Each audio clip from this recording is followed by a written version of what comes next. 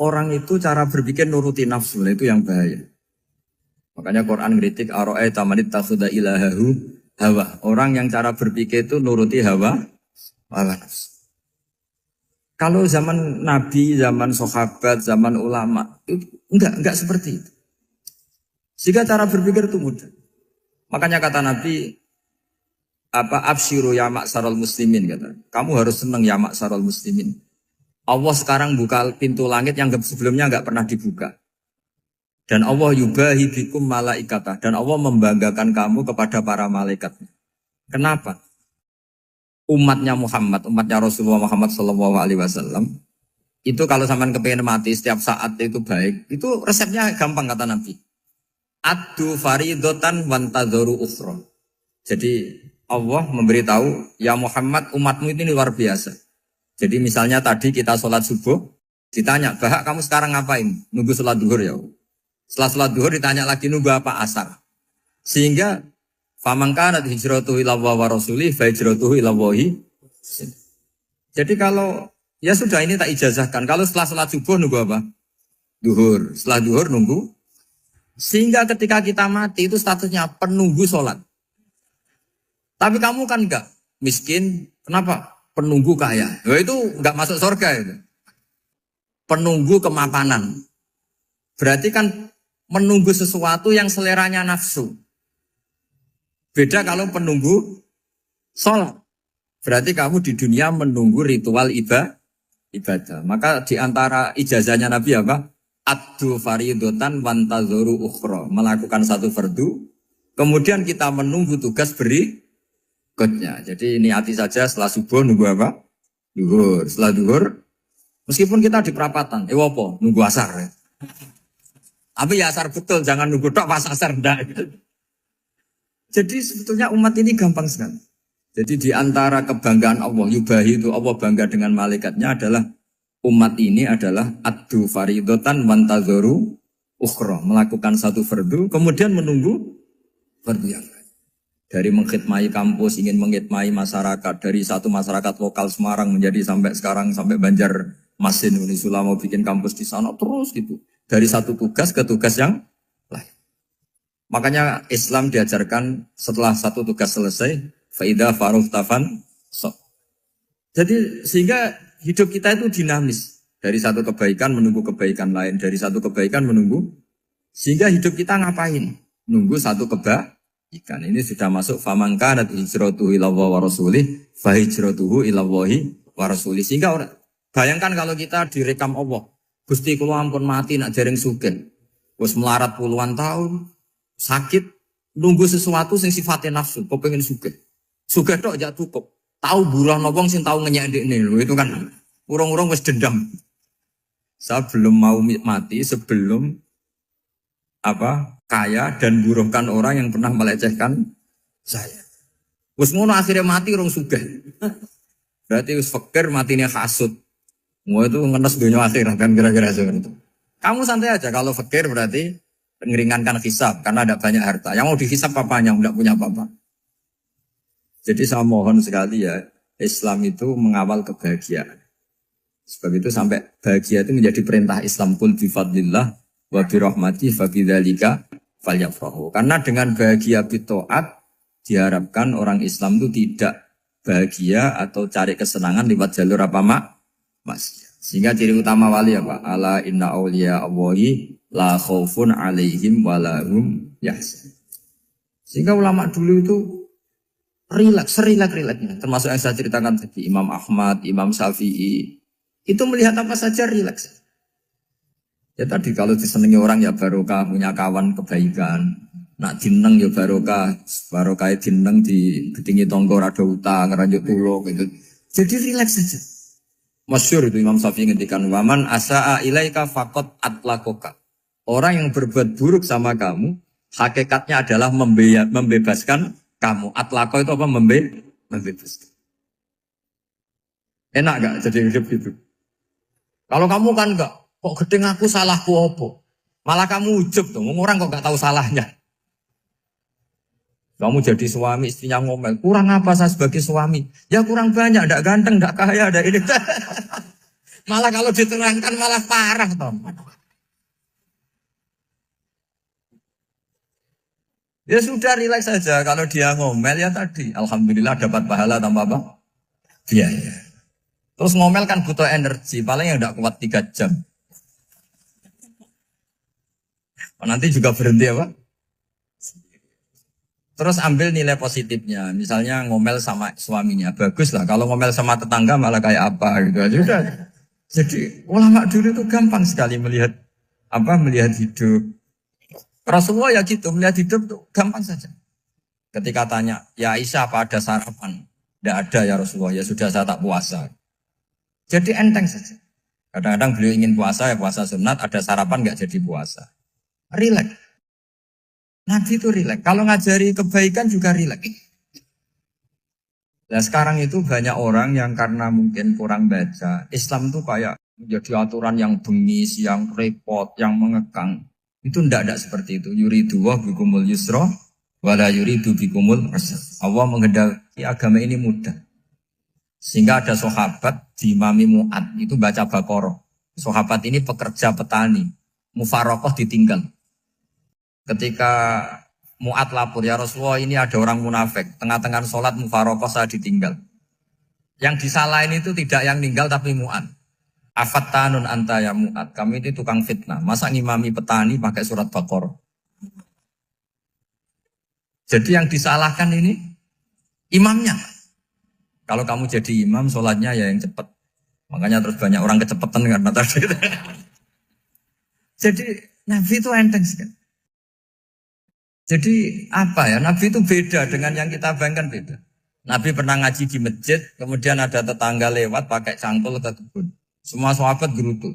Ini orang tidak benar. Ada Nabi ngaji ditinggal saja ke kebun, tidak ikut ngaji. Jawabannya Nabi tidak. Itu bagus itu ikut sunnah saya. Kenapa ya Rasulullah? Dia kerjanya nyari halal. Dan untuk menghidupi keluarganya itu juga ajaran saya. Sehingga yang ngaji ya ajarannya Nabi, yang nggak ngaji karena kerja mencukupi keluarga juga ajarannya Nabi. Segampang itu. Oh, kalau kayaknya kamu kan, wes gak roh akhlak kan gitu. Nabi rileks saja Nabi. Sampai bisa lihat itu di Ihya, di bab Fadhailul Kasbi. Makanya ini penting sekali supaya orang itu berpikir Islam atau mendakwakan Islam itu berdasar sanad ya yang muttasil yang pernah dilakukan Rasulullah SAW. Sesuatu yang dilarang Allah itu pasti madharat. Maka untuk melarang seseorang bergantung sama narkoba misalnya atau hal-hal yang bahaya pada fisik, itu satu tentu bagi ahlullah, tentu karena takut Allah. Tapi banyak masyarakat yang memang benar-benar bisa meninggalkan narkoba karena efek buruknya ganja. Bahwa itu mengakibatkan sakau, mengakibatkan tidak sadarkan diri, mengakibatkan kebangkrutan ekonomi macam-macam. Sehingga mereka benar-benar benci sama yang namanya narkoba. Jadi di antara manhajul Quran itu kalau mentakbih, memburuk-burukkan maksiat itu mesti dikritik innahu kana fahisyah. Innahu kana fahisyata wa maqta wa sa'a sabila. Innahu kana fahisyata wa sa'a sabila. Diulang beberapa kali. Sehingga dibutuhkan kecakapan untuk menganggap satu hal yang buruk itu fahisyah, sesuatu yang enggak rasional, sesuatu yang tidak positif, sesuatu yang pasti berdampak negatif. Sehingga kalau misalnya tadi dibacakan oleh Qori, kuntum khaira ummatin ukhrijat linnasi ta'muruna bil ma'ruf wa tanhauna 'anil munkar. Untuk berhenti dari kemungkaran itu satu takbihun litilkal munkar atau litilkal mungkarat, bahwa mungkarat itu kita cap, kita stigmasi bahwa itu buruk sekali. Seperti Nabi mengajarkan pemuda tadi, masa kamu suka ibu kamu digitukin lelaki lain, putri kamu, bule kamu, bude kamu, sehingga orang ini pikirannya termindset betapa buruknya zina. Sama seperti kita sukses memindset betapa buruknya narkoba, betapa buruknya bahan-bahan terlarang. Begitu juga seterusnya terus pengkhianat dan sebagainya. Tapi problem manusia adalah dia itu akan mencari kebahagiaan atau kesenangan sesaat. Maka caranya gimana? Keinginan senang lewat maksiat ini dilawan dengan nyaman dengan taat. Saya ulang lagi, nyaman dengan taat. Sehingga ulama dulu punya kalimatul munajat, artinya kalimat hubungan pribadi sama Allah yang menjadikan orang itu nyaman. Dan ini yang diajarkan kitab-kitab tasawuf. Kitab tasawuf itu sukses mengajarkan melihat alam raya ini semuanya nyaman, termasuk yang mengecewakan. Itu dianggap nyaman. Saya berkali-kali mengajarkan ilmu ini karena ini musalsal ila Rasulillah SAW. Itu pernah suatu saat Imam Ahmad itu dipanggil sama tetangganya, anak muda. Tentu Imam Ahmad ini orang yang sangat soleh, sangat waroi, sangat tunduk sama perintahnya Allah dan Rasul. Pemuda tadi manggil, ya Ahmad, datang ke rumah saya. Imam Ahmad datang. Setelah sampai ke pemuda tadi, sudah pulang lagi, saya tidak butuh kamu. Pulang lagi. Setelah sampai rumah dipanggil lagi, ya Ahmad, datang lagi. Datang lagi. Oh, saya tidak jadi butuh, pulang lagi. Sampai 3 kali. Dan itu perangai ekspresi Imam Ahmad itu atau ulama lain yang sesoleh beliau itu nyaman, indah. Beliau tetap senyum-senyum nyaman. Beliau tidak tersinggung, tidak terprovokasi, tidak. Ya pokoknya tidak tersinggung, kelihatan nyaman. Lama-lama pemuda ini terus tanya, ya Ahmad, kamu saya perlakukan seperti ini kok tidak tersinggung? Kamu senyum-senyum saja, happy-happy saja. Jawabnya Imam Ahmad itu unik. Wahai pemuda, saya kamu panggil itu senang sekali. Karena kata Nabi, kalau kamu iman dengan Allah dan Rasul, maka hormatilah tetangga. Jadi saya senang. Karena nuruti perintah Allah untuk menghormati tetangga. Jadi tidak ada urusannya dengan kamu. Kagetnya kayak apa? Jadi dipanggil tetangga ya senang karena melakukan perintahnya Allah dan Rasul, yaitu ikramul jar, fal yukrim jarum. Disuruh pulang, kamu ingin saya pulang, ya saya pulang. Disuruh datang, ya saya datang. Jadi saya tidak tersinggung, saya tidak ada urusan dengan kamu. Urusan saya dengan Allah Subhanahu wa Ta'ala. Itu kalau bapak-bapak istrinya ngomel terus sabar itu ya bagus. Saya tidak punya urusan. Kalau kamu terprovokasi oleh istri, berarti kamu didikte oleh makhluk. Masa seorang rektor didikte makhluk? Kan tidak keren. Apalagi seorang Habib didikte makhluk, kan gak keren. Yang bisa mendikte kita hanya Allah Subhanahu wa Ta'ala. Dan Allah mendikte kita, mengajarkan kita wa ashiruhunna bil ma'ruf fa in karihtuhunna fa asa an takrahu shay'a wa yaj'alallahu fi khairan katsira. Jadi cara melihat istri kita bawel gitu atau cerewet, alhamdulillah ini ada pahala tanpa modal, cukup sabar. Kalau istri kamu sedang mesra, malah mintanya ke mall, malah biayanya tinggi. Murah mana dapat pahala dimarahin sama saat mesra minta ke mall? Milih yang pertama kan? Nah ya itu tidak usah modal. Ya gitu aja. Jadi kalau istri sedang marah bawel, anggap saja ini rezeki. Dapat pahala tanpa apa? Biaya. Nah, kalau pas rukun malah nantang ke mall, biayanya malah tinggi. Jadi ulama dulu itu melihat dunia itu happy. Pernah Imam Syafi'i dikasih tahu, orang yang tadi nyium tangan kamu ya, itu di rumah menghujat Anda. Jadi dia sopan hanya di depan Anda, kalau di luar menghujat Anda. Jawabnya Imam Syafi'i lucu. Ya baguslah. Yang cerita ini kaget. Kenapa bagus ya Aba Abdillah? Kalau manggil Imam Syafi'i ya Aba Abdillah. Ya berarti saya masih wibawa, di depan saya tidak berani katanya. Jadi dipandang enteng saja.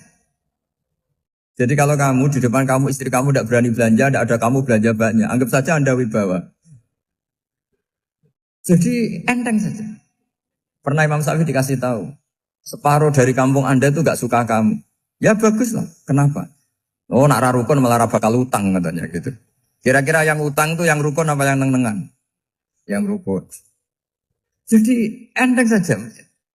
Masyhur itu makalahnya Imam Syafi'i. Waman asa'a ilaika faqad atlaqaka. Orang yang berbuat buruk sama kamu berarti membebaskan kamu. Kalau saya sedang nenengan sama Habib Hasan Toha Putra, beliau naik Alphard gak nawarin saya sah karena baru nenengan. Tapi kalau sedang rukun malah harus repot mana? Rukun sama ndak rukun? Repot rukun sebetulnya. Jadi Imam Syafi'i itu happy saja. Kalau sedang rukun sama tetangga ya dianggap rukun itu satu kenikmatan. Sedang tidak rukun ya dianggap satu kenikmatan. Jadi orang dulu itu serilek itu melihat dunia. Kalau kita kan enggak, ego. Wah saya ini suami kok dimarahin istri. Wah ini egonya bangkit. Padahal egonya bangkit itu ada kebodohan di situ. Yaitu seorang rektor didikte seorang istri, seorang makhluk. Apalagi kalau Anda daftar wali itu tidak akan jadi wali. Ini wali kok tunduk sama makhluk. Karena didikte apa? Makhluk. Maka Imam Ahmad ketika tetangganya bully gitu ya santai saja, beliau happy. Ketika pemuda tadi eskal janggal, kenapa kamu gak tersinggung ya Ahmad? Memangnya saya harus tersinggung gimana? Kan tak panggil tidak jadi, tak panggil tidak jadi. Hei pemuda, saya ini tidak punya urusan dengan kamu. Saya nuruti kamu karena perintahnya. Saya senang melakukan perintah Allah, harus berbaik sama kamu. Sampai 3 kali. Ajarkan Muhammad atau katakan Muhammad pada umatmu. Sebaiknya atau seharusnya mereka hanya gembira dengan melihat fadlnya Allah dan rahmatnya Allah. Ini harus kita pahami mulai dari konstruksi yang paling pokok, yaitu akidah. 2 ahwal. Ahwal itu 1 perilaku sosial. 3 mutamimat, sesuatu yang tidak pokok, tapi kita butuhkan dalam mengawal hidup ini. Saya beri contoh, itu sama maksiat, itu karena cari kesenangan. Misalnya baru penat itu, ingin seneng, ada orang yang macam-macam lah, ingin melihat maksiat, apa itu pornografi, apa nyabu, apa macam-macam. Itu sebetulnya agama punya konsep yang luar biasa, yaitu seharusnya seseorang itu gembira. Gembira dengan ketaatan. Lalu pertanyaannya caranya gembira gimana? Gembira itu mudah. Jadi misalnya kamu sujud sama Allah Subhanahu wa taala. Terus cara berpikir begini. Ini sekaligus ijazah. Cara berpikir begini. Ya Allah, ini kata Sayyidina Ali, kafani izzan an akuna laka abdan wa kafani fakhron an takuna li rabban. Ya Allah, betapa sialnya saya andaikan saya jadi budak dari makhluk yang sama. Misalnya sampean itu seorang kiai atau rektor atau doktor atau orang terpelajar, kemudian kamu jadi budak atau hamba dari makhluk yang setara. Betapa hinanya saya. Maka kata Sayyidina Ali, ya Allah saya ini cukup bahagia, cukup bangga karena jadi budak, jadi hamba dari zat yang super atau yang maha super. Jadi kok Allah Subhanahu wa ta'ala. Sehingga ada kebahagiaan yang luar biasa karena menjadi hambanya Allah Subhanahu wa ta'ala. Setelah bangga dengan jadi hambanya Allah, maka kita akan malu. Malu misalnya kok saya bahagia itu nunggu melihat pornografi, melihat maksiat. Itu terus menjadi malu. Kenapa saya bisa didikte oleh hal-hal seremeh itu? Ya, kita malu karena didikte oleh hal-hal yang seremeh itu. Karena kita didikte oleh nafsu. Jadi izzatun nafsi, satu harga diri seseorang itu harus dihidupkan untuk hanya tunduk kepada Allah SWT. Sehingga Nabi itu melatih satu logika tarkul ma'asi. Nabi itu dulu ketika ada seorang pemuda yang ya karena mungkin pemuda ya, dia itu mau masuk Islam, tapi uniknya kata pemuda tadi, saya masuk Islam tapi asal dibolehkan bebas zina. Jadi ini agak sableng gitu. Jadi mau masuk Islam syaratnya dibolehkan apa? Zina atau free sex gitu. Karena orangnya agak hiper. Itu Nabi tidak langsung mengancam dengan neraka enggak. Ketika mau pamit gitu semua sahabat melarang. Mah itu jangan, kamu jangan suan Nabi, itu permintaan yang nggak masuk akal. Setelah lama ditahan, terjadi kegaduhan di masjid, Nabi dengar, itu ada apa itu? Itu ada pemuda yang mau masuk Islam tapi yasta'dzinuhu fi zina. Tapi mereka minta izin Nabi untuk tetap boleh zina. Kata Nabi, pemuda itu suruh masuk, suruh menghadap saya. Ketika menghadap Nabi, saya ulang lagi ketika menghadap Nabi. Nabi mengajarinya itu luar biasa. Nabi tidak langsung mengancam dengan neraka atau dengan azab tunda. Tapi kata Nabi, atuhibbuhu li ummik. Kamu suka kalau ibu kamu itu jadi demenannya orang banyak. Pondok ya Nabi, yang demen ibu saya tak bacok kan. Karena ini ya agak preman, di mana-mana orang akal agak preman. Terus atuhibbuhu li bintik. Kamu suka kalau putri kamu ya digitukan orang-orang. Oh ya enggak Nabi, yang gitukan putri saya tak bacok. Atuhibbuhu li kholatik. Kamu suka kalau bule kamu digitukan. Atuhibbuhu li ammatik. Kamu suka kalau saudara bapak kamu digitukan. Nabi itu mengeset ya. Cara sekarang itu cuci otak mungkin. Nabi itu meluruskan otaknya anak muda itu. Betapa buruknya zina. Cara bahasa Arab ditakbih. Betapa buruknya zina. Kamu suka kalau korbannya ibu kamu, putri kamu, bude kamu, bule kamu. Sehingga orang itu matur ya hasbuka ya Rasulullah, ini sudah cukup. Saya tidak pernah melihat sesuatu seburuk zina. Jadi fa'alqallahu fi qalbihi bughdha zina. Kemudian Allah meletakkan di hatinya, menanamkan benci zina. Sehingga akhirnya pemuda tadi menjadi iffah, menjadi menghindari zina. Artinya begini ya, ini mungkin yang lolos dari para kita sebagai dai, kita tidak belajar banyak tarbiyahnya Rasulullah Shallallahu Alaihi Wasallam. Jadi kalau kita benci maksiat, itu jangan hanya ditakhdir, ditakutkan neraka itu enggak. Jangan hanya itu. Tapi di logika. Jadi kalau kita menghindari maksiat, itu selain karena takut azab, itu ada logika. Ada rangkaian pikiran yang menjadikan kita anti satu perbuatan apa maksiat. Jadi misalnya gini ya, kira-kira ginilah kalau contoh gampang itu. Ada orang gitu ya, nyanyi dengan pakaian yang mungkin pornografi. Mungkin pemuda-pemuda ingin melihat itu, tapi bisa diobati gini. Kok enak dekne mergawe kok tak bayar ya, aku kehilangan duit. Meskipun dengan logika yang agak serampangan, yang penting menjadi kita ini punya harga diri untuk tidak tergantung hal-hal seperti itu. Sehingga Nabi itu cara menggambarkan tadi mulai atuhibbuhu li ummik, kalau ibu kamu jadi demenannya orang lain. Pemuda tadi bilang yang demen ibu saya mau saya bunuh. Ditambah lagi atuhibbuhu li bintik. Bagaimana kalau korbannya putri kamu, bule kamu, bude kamu. Sehingga terus si pemuda tadi betapa buruknya zina. Betapa murahnya zina. Akhirnya pemuda tadi alqawwa fi qalbi bughdha zina. Terus kemudian pemuda tadi itu sangat membenci dengan apa? Berzina. Nah, pikiran-pikiran seperti ini harus kita tanamkan. Harus kita tanamkan supaya orang itu benci melakukan maksiat. Karena satu memang takut sukhtuwah, takut dibendu Allah atau dibenci Allah. Dua memang logika kita mengarahkan tidak maksiat.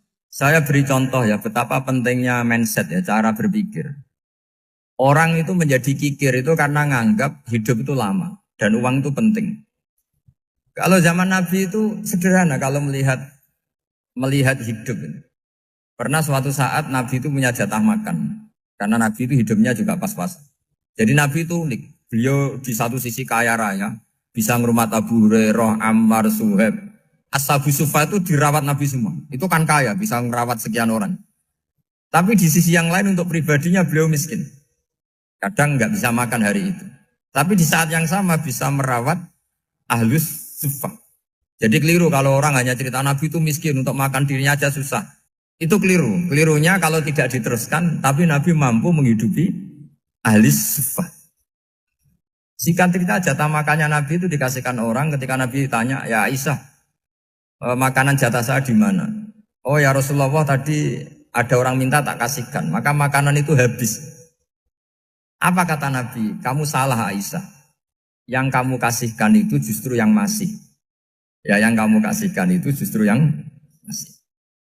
Sehingga Nabi menganggap, makanya Nabi terus ngendikan. Ya kalau mukhatabnya lelaki ya kira-kira begini. Wahallaka min malika illa ma akalta fa'afnaita walabista fa'ablaita. Terus tanya wa tasaddaqta fa'abqaita kata Nabi. Harta kamu ya kamu makan kemudian ke WC jadi kotoran atau punya pakaian mewah nanti rusak. Wa tasaddaqta fa'abqaita. Ada yang kamu sedekahkan yaitu yang abadi sampai akhir. Sehingga banyak pengusaha yang mencintai saya setelah tak ajari hadis itu. Misalnya punya uang 1 miliar karena dia spekulan atau pedagang rawan bangkrut, disedekahkan ke masjid 50 juta, yaitu yang abadi. Jadi kalau suatu saat bangkrut, dia masih punya uang 50 juta di akhirat. Jadi Nabi itu mengajari sedekah itu apa? Ya sedekah itu pengabadian uang. Kalau kita kan enggak, bilang sedekah itu nguras uang. Itu pikirannya setan, dan pikirannya orang Islam. Itu cara berpikir setan, bukan cara berpikir umat apa? Sehingga Sayyid Ali Zainal Abidin itu kalau ada orang minta, kemudian beliau ngasih, itu beliau bilang gini, marhaban biman hamala zati ilal akhirah. Matur nuwun nggih jenengan sembeto sangu kula nada. Jadi dianggap teller saja. Orang yang minta uang beliau itu dianggap tukang nyatet bank. Karena sudah ditabungkan. Ya sudah. Kalau kita kan enggak, wah pengemis tuh ganggu gini-gini. Kecuali pengemis profesi ya mungkin kita agak-agak enak. Pada zaman akhir itu ada pengemis apa? Profesi. Jadi repot. Terus tak beri contoh lagi kebahagiaan ketika kita milih Islam moderat. Islam kita diajarkan guru-guru kita, utamanya oleh guru kita Mbah Maimun. Saya juga sering ketemu beberapa ulama dunia, termasuk Habib Umar. Saya juga ikut sowan ke sini pas beliau sama Habib ini Hasan Toha Putra di sini sama orang-orang moderat. Itu cara berpikir juga luar biasa indah. Beliau pernah cerita ya, beberapa ulama lah, banyak yang cerita itu. Saya pernah diceritani seorang alim ketika ada orang ekstremis itu mau ngebom di tempat maksiat. Kebetulan yang maksiat itu kebanyakan ya orang Islam. Karena di negara yang mayoritas Islam. Ditanya sama Syekh Sa'rawi. Syekh Sa'rawi itu mufassir top di mana? Mesir. Ini mau tak habisin karena mereka orang Islam kok maksiat terus. Terus ditanya sama Imam Sa'rawi. Laumatu ala khini ma'asihim aina masiruhum. Kalau mereka mati dalam keadaan maksiat, mereka kemana? Ya ilanar, mereka pasti masuk neraka. Terus ditanya sama Imam Sa'rawi, wahal masiruhum ilanar muradun nabi amlan. Punya umat maksiat kemudian mati masuk neraka, itu yang diinginkan Nabi apa enggak? Ya tidak aja. Ya sudah, enggak usah dibom, ditunggu tobatnya kata-kata. Karena kalau mati dalam keadaan itu ke neraka dan itu tidak yang diinginkan Rasulullah Sallallahu Alaihi Wasallam. Terus ekstremis ini menjadi tobat, tidak berpikir ekstremis mas. Jadi orang itu harus berpikir mindset yang baik. Meskipun kadang berpikir baik itu ya agak-agak kacau. Ada seorang wali majdud itu kalau berdoa agak kacau, tapi nggak bisa dibantah. Masyhur itu doa itu. Ini sekaligus ijazah, tapi kalau sebelum wali nggak boleh. Itu datang ke makamnya Rasulullah SAW. Terus doanya itu begini. Ya Allah, sekarang terserah engkau. Ya Allah, sekarang terserah engkau. Jika saya kamu jadikan orang soleh, jika saya engkau jadikan orang soleh, maka surra habibuk, maka kekasihmu ini senang. Yang susah musuhmu yaitu setan. Tapi kalau engkau menjadikan saya orang fasik, maka yang susah kekasihmu, yang senang musuhmu. Jadi kan punya dua pilihan itu. Wah itu kan doa tapi kayak teror itu. Ya jadi berdoa di Raudhah. Wah itu pasti mandi itu karena agak-agak maksa Tuhan itu. Ya Allah, engkau punya dua pilihan. Jika saya jadi orang soleh, maka kekasihmu ini senang. Musuhmu yang susah yaitu setan. Tapi jika saya jadi orang fasik, maka musuhmu yang senang, kekasihmu yang susah. Mohon terserah jenengan, mau menyenangkan kekasihmu, apa menyenangkan musuhmu gitu. Kira-kira gimana? Kalau tertarik boleh doa itu dipraktekkan. Tapi kayaknya kalau copy paste itu gak keren, apa? Jadi dulu orang itu muamalah sama Allah dan Rasul itu rileks. Rileks itu nyaman karena ya tadi qul bi fadlillah wa bi rahmati fa bidzalika falyafrah. Sehingga Imam Izzuddin bin Abdissalam itu ngendikan innal ladzina yarmunal muhsanatil ghafilat. Di antara kebaikannya ibu-ibu atau mbak-mbak ini harus berstatus ghafilat. Perempuan-perempuan pelupa. Ghafilat itu pelupa. Pelupa dari kenikmatan maksiat sehingga mereka dengan taat. Misalnya ada ibu-ibu atau mbak-mbak atau juga bapak-bapak tahajud, kemudian nyaman dengan tahajud itu. Kira-kira terbersit enggak ingin maksiat? Enggak kan, karena sudah nyaman dengan tahajud, dengan taat. Maka dibutuhkan kenyamanan dalam beribadah. Sebab itu ala bidzikrillahi tatmainnul qulub. Makanya saya termasuk kiai yang setiap ngaji itu happy, seneng. Karena ini untuk kampanye, seneng dengan ngaji, dengan taat itu sudah luar biasa. Kayak apa kalau mereka senengnya kalau nunggu melakukan maksiat. Jadi termasuk bentuk perlawanan kita terhadap maksiat adalah usahakan kamu tuh bahagia, seneng dengan taat. Istiqnas billah, mu'anasah billah, farah billah, itmi'nan tumaknina billah. Sehingga ini mencukupkan kita tidak berkebutuhan maksiat. Meskipun kita ya manusia, pasti suatu saat atau sudah pernah maksiat. Serasa diceritakan lah, itu mesti gitu. Lah orang-orang dulu itu orang yang sukses mengelola bahagia ma'allah wa billah walillah. Jika wali-wali dulu itu jadi wali itu tidak mesti karena ibadahnya banyak, itu enggak. Mereka orang yang ibadahnya itu biasa. Biasa-biasa sekali. Ulama-ulama dulu ibadahnya biasa sekali. Tapi qulubuhum ma'allah, hatinya itu ma'allah. Itu ada seorang wali, itu jadi wali, Umar bin Abdul Aziz, yang dikenal khamisul khulafa. Khamisul khulafa. Di luar khulafa Ar-Rasyidin 4, di antara yang soleh adalah siapa? Umar bin Abdul Aziz. Itu ketika mau meninggal, itu senangnya bukan main. Itu semuanya nangis, beliau senang.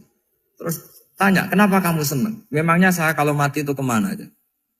Ila khairi madhubin ilah, ke zat terbaik. Dibang urip mbek kowe bulet atau mbek arhamur rahimin kan. Yaitu Allah Subhanahu.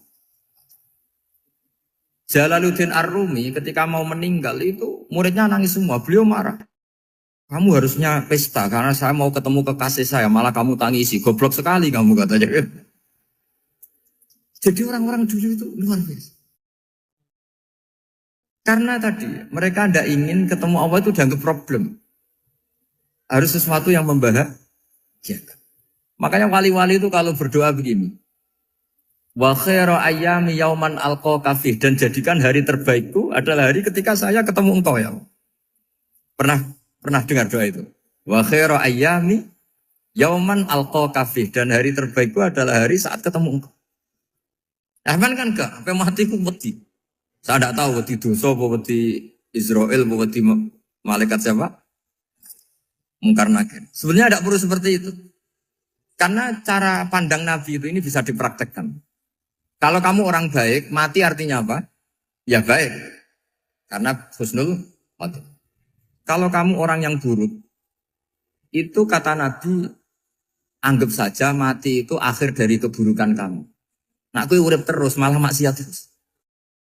Maka Nabi itu kalau ngajari kita berdoa gini, Allah maj'alil hayata ziyadatan li fi kulli khairin wal mauta rohatan li min kulli syarri. Ya Allah, kalau saya hidup, ya anggap saja ziyadah fi kulli khairin, berpotensi nambahi kebaikan. Kalau saya mati, anggap saja ini akhir dari segala keburukan. Maka saya berkali-kali, banyak tradisi ulama-ulama NU, ulama-ulama pesantren, ya ada hanya NU, pokoknya ulama-ulama alim, itu kalau ada orang mati, orang nakal gitu mati, ini saya gitu, itu hadirin mesti gak terima.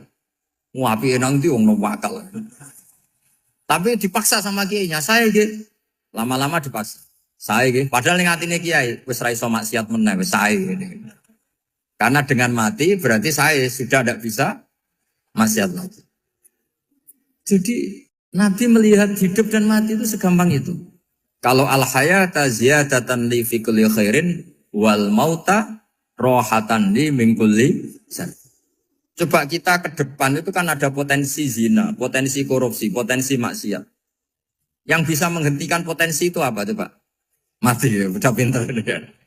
Sudah maju. Berani mati? Berani. Tapi jangan di sini ngel-ngelo panitia. Artinya yang selama ini kita risau dengan kematian, dengan apa? Nabi ngajari kita tadi. Allah mas'alil hayata ziyadatan li fi kulli khairin wal mauta rohatan li min kulli syarr. Ya Allah, jadikan hidup ini sebagai bekal menambah kebaikan, dan suatu saat kalau saya mati, semoga itu akhir dari segala keburukan. Jadi artinya Nabi itu ngajari kita itu positif terus. Sama seperti ulamanya tadi. Nak lagi rukun mbek tonggo ya sanggep ae kanca keapian. Nak nenengan ben ra utang tenan. Dadi pokoknya penak terus itu. Nak bojo lagi ngamuk alhamdulillah gak ngajak blonjo. Nak pas rukun ya alhamdulillah kok lagi rukun. Jadi gampang semua. Makanya ada seorang alim itu ngendikan begini, ada yang tanya. Saya tuh dulu ketika kaya, teman saya sering main ke saya. Setelah saya miskin gak ada teman-teman yang ke saya. Dikira si Habib ini kebetulan orangnya Habib itu mendukung keluhan dia. Ternyata enggak. Si orang alim itu bilang gini, malah bagus toh gitu. Kowe wis melarat buruhe wong. Ya sudah kamu miskin buruhnya orang lain. Misalnya tukang manol di pasar atau tukang becak. Kemudian teman-teman kamu datang, malah kamu malu tuh jadi tontonan. Bagus kalau mereka lupa, pas kamu miskin tidak ada yang lihat katanya. Jadi apa ya, dianggap enteng saja gitu. Akhirnya orang ini nggak jadi ngeluh. Selama ini kan kita ngeluh ya, ketika miskin teman-teman nggak datang. Coba kalau mereka datang pas kamu buruh bikin foto di orang lain, mantan bos buruh, malu gak? Milih datang kepada? Nggak lah, sudah bener itu. Jadi ulama dulu itu makanya sering baca biar tahu solusi hidup. Jadi ulama dulu itu gampang sekali melihat kehidupan itu. Gampang sekali, indah, gampang. Kebahagiaan ini pula yang harus kita latih dalam melakukan ketaatan. Tapi memang obsesi saya terbesar atau cita-cita saya terbesar memang setiap ngaji saya ingin orang mukmin semuanya itu bahagia. Dengan bahagia itu mereka tidak neko-neko ingin mencari kebahagiaan lewat jalur apa maksiat. Sehingga dalam konstitusi ulama yang ditulis di kitab-kitab usul fikih, dan itu kitab yang saya kaji, selalu saya kaji, itu membela-bela sesuatu yang mubah itu sampai luar biasa. Karena melihat mubah itu, misalnya Anda tidur itu berstatus mubah, Anda bermain catur berstatus mubah, Anda rileks sama teman jagongan semalam dengan teman rektor atau dosen atau yayasan itu, melihatnya bukan mubah, tapi tarkul maksiyah. Misalnya saya semalaman asik musamarah itu jagungan malam sama Habib Toha Al-Munawwar. Itu awang hitungnya bukan, wah ini jagungan ngalor ngidul tidak penting tuh enggak. Malam itu bahak tidak ke dugem, tidak ke tempat maksiat. Sehingga ada ulama yang mengatakan mubah itu enggak ada. Saya ulang lagi, mubah itu tidak ada. Kan umumnya ulama bagikan wajib, ya kan, haram gitu. Terus diantaranya mubah, sunat, makruh. Ada ulama yang mengatakan mubah itu tidak ada. Kenapa? Logikanya begini, itsma min mubahin illa wa yatahaqqaqu bihi tarku haramimma. Karena ada mubah yang Anda lakukan kecuali saat itu pasti ditinggalkannya sebuah keharaman.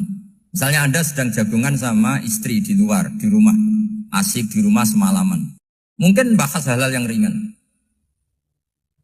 Mungkin melihat sinetron atau apalah yang ringan. Tapi di situ terjadi Anda meninggalkan ke tempat-tempat maksiat. Sekarang ninggal maksiat itu wajib apa mubah? Wajib. Padahal Anda sedang melakukan mubah. Nah itu dicatat oleh Allah itu tarkul haram, meninggalkan keharam. Jika masyhur dalam cerita wali-wali itu, Abu Yazid yang seperti itu ibadahnya pernah tanya, ya Allah lalu yang makomnya orang seperti saya siapa? Karena beliau semalaman ibadah terus. Sama Allah dijawab, ya yang tidur di pinggir kamu itu. Abu Yazid, loh kok bisa ya Allah? Dia kan tidur terus. Ya kan dia tidur berarti meninggalkan keharaman. Ngomong sing potongan tukang maksiat itu apik turu apik melek kira-kira. Apik turu. Timbang sama nak melek pola wis turu ae kira-kira gitu. Jadi gak usah dipaksa tahajud, dipaksa qiyamul lail itu. Iya kalau qiyamul lail. Kalau dapat informasi, kesini ikut saya, terus katut kan repot. Jadi perlawanan terhadap maksiat itu sebetulnya gampang dalam Islam. Karena tadi gak ada sesuatu yang mubah kecuali saat dilakukan berakibat meninggalkan keharaman. Mudah sekali. Jika banyak orang jadi wali itu karena melakukan mubah. Itu ada orang jadi wali itu karena sering makan. Ya makan-makan biasa itu. Karena ketika makan, ya Allah, betapa doifnya saya. Katanya saya presiden, katanya saya rektor, saya kiai. Ternyata kalau nggak makan tuh lemes. Apa hebatnya makhluk yang bergantung makhluk yang lain, yaitu makanan. Nah karena seperti itu terus dia al-laja ilallah, terus dia sungkeman ning Allah. Betapa lemahnya saya. Sebab itu ketika Quran mengkritik dan dengan tanda kutip kemungkinan Tuhannya Isa bin Maryam, itu ngeritiknya sederhana Quran itu.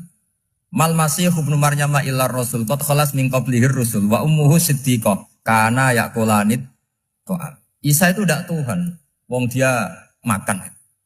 Kamu kebayang enggak misalnya punya Tuhan, wah tadi Tuhan mampir ke rumah saya, dia lemes. Setelah tak kasih makan sehat lagi gitu. Itu kan enggak kebayang.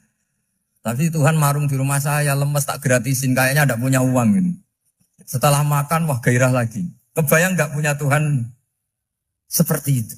Sehingga Quran kalau gojlok sederhana, karena yakulanit to'am. Sehingga wali-wali itu kalau makan itu sadar lemahnya dirinya, betapa dirinya tergantung makanan. Sesuatu yang tergantung itu artinya tidak hebat, tidak Tuhan. Jadi untuk menjadi wali, untuk menjadi dapat ridhonya Allah itu sebenarnya sederhana. Termasuk ada cara jadi wali yang agak kacau, tapi ini ya benar, asal niatnya benar. Misalnya Unisula besar, ya kurang besar lagi. Kita sudah punya uang, kurang banyak uang lagi. Itu Nabi Ayub, itu kan seorang nabi. Pernah diuji Allah, ini ada di Sahih Bukhari. Nanti kamu tanya, hadisnya Sahih enggak? Ini ada di Sahih Bukhari. Kadang orang kota itu aneh. Enggak ahli hadis tapi tanya, Sahih enggak? Padahal anda kan dibodohi Sahih, ya ngandel saja. Jadi kadang ya aneh. Oh enggak tahu kok tanya. Itu Nabi Ayub itu sudah kaya, pas itu sudah kaya. Bukan cerita yang masih miskin, memang sudah kaya. Beliau di kamar dihinggapin satu belalang dari emas. Setelah belalang itu dikejar, ternyata yang jenis itu banyak, semuanya dari emas. Ngambil sana sini, ini yang kesa ini dipenuhin, saku ini dipenuhin, sampai banyak. Sama Allah digojlok. Kamu itu Nabi saya, kenapa kamu mengumpulkan harta sebanyak itu? Kamu itu Nabi saya kok rakus? Jawabannya Nabi, ya Allah, siapa yang bisa kenyang dari rahmatmu? Ya, jadi kalau kamu punya uang 1 miliar, kok ingin 1 miliar 100, ingin 1 miliar 200, itu cara ngitung bukan uang. Ya Allah, siapa yang bisa kenyang dari rahmatmu? Karena rahmat Allah tidak terbatas, sudah Gusti tenang saja. Meskipun saya gini, rahmat Anda tidak akan habis. Sehingga waroi ada ilmunya, tomak juga ada ilmunya. Termasuk ragus itu juga ada ilmunya. Misalnya begini, ini contoh rakus yang ada ilmunya begini. Ini saya beri contoh. Mungkin yang boleh niru orang-orang soleh, kalau nggak soleh jangan. Imam Syafi'i ini cerita nyata. Imam Syafi'i itu dulu ketika ngaji masih muda itu nggak suka sama guru yang kaya. Kebetulan dia punya guru miskin terus. Namanya Sufyan As-Tsauri itu miskinnya Masya Allah. Sufyan bin Uyainah juga miskin. Jadi dia miskin punya guru miskin terus. Sehingga idolanya ya sama guru-guru yang miskin. Suatu saat guru-guru ini menyarankan dia ngaji Imam Malik. Imam Malik itu kaya raya. Itu babutnya Imam Malik kalau diinjek itu mata kakinya tidak kelihatan saking halusnya. Kalah Indonesia kalah. Itu Imam Malik tuh gaya. Kalau ngaji di kursi tinggi terus pakai bukhur itu, pakai jubah Arab yang mahal. Pokoknya mewah kali Imam Malik. Terus dia mulai ini kiai kok kaya. Kemudian setelah beliau alim tanya, saya harus ngaji siapa setelah ilmu jenengan habis kira-kira gitu. Kata Imam Malik, sudah kamu tidak usah perlu ngaji saya, kamu sudah alim alama. Terus Imam Malik datang ke Baki. Zaman itu Baki itu semacam kayak rentalan ya, semacam Grab lah kalau dulu. Mana kafilah yang mau ke Irak? Ya sudah terus, oh kita mau ke Irak. Ini antar ke Muhammad bin Hasan As-Syaibani. Itu dibiayai sama Imam Malik. Grabnya ya dibayarin, itu kafilahnya itu ya dibayarin. Imam Syafi'i disangoni surrotan min dhahabin. Jadi satu kepes uang dikasihkan. Itu pernah tak hitung semurah-murahnya itu sekitar 60 juta. Imam Syafi'i mulai mikir, kiai yang saya kritik lomo, sing kiai miskin tak puji, gak pernah ngamal kan, tentu orang miskin gitu. Setelah datang ke Muhammad bin Hasan As-Syaibani, beliau itu pakar usul fikih, muridnya Abu Hanifah. Beliau al-usuli, pakar usul fikih. Itu Muhammad bin Hasan As-Syaibani itu kalau ngitung emas, itu di ruang tamu. Uangnya miliaran, emasnya banyak. Dari kota ini dipindah ke kota ini. Mas, kalau ngitung di ruang tamu. Bukan di kamar, di ruang tamu. Imam Syafi'i tambah kaget. Imam Malik kayak gitu sudah saso, Al-Malik ini kaya raya. Setelah Imam Syafi'i kelihatan kaget, digojlok sama Muhammad bin Hasan Asyibani karena beliau senior. Atajabu min hadza, kamu aneh melihat ini? Iya. Kenapa? Ulama kok kaya raya. Terus kata Muhammad bin Hasan, ya sudah, uang ini tak kasihkan orang-orang fasik, binti gue demenan, gue nyabu, gue macam-macam. Oh jangan, nanti dipakai maksiat. Pun jenengan mawon sing suka. Semenjak itu Imam Syafi'i rubah mindset. Jadi kalau kampus ini ingin akreditasi A, ingin mulia, ingin apa, kamu ridho. Kalau yang punya prestasi seperti itu adalah orang-orang fasik. Ridho enggak? Enggak kan? Maka didoakan ini. Nah itu namanya berpikir secara usuli. Kamu jangan hanya nuruti karena berpikir waroi terus kamu benci kekayaan. Tidak bisa seperti itu. Karena pangkat dan kekayaan ketika dikelola secara kesolehan maka akan menjadi energi positif yang luar biasa. Semenjak itu Muhammad bin Hasan Asyibani berhasil mendidik Imam Syafi'i. Sampai akhirnya keterusan Imam Syafi'i berpendapat kalau orang Islam bisa bikin rumah tingkat kok punya rumah reot itu haram. Akhirnya keterusan. Kalau bisa jadi bupati kok jadi ketua RT juga haram. Karena al-Islam ya'lu wala yu'la alaih. Islam itu luhur bukan bisa diluhurin. Sehingga rata-rata orang Syafi'iyah termasuk kiai-kiai Indonesia itu rata-rata ya agak-agak politikus.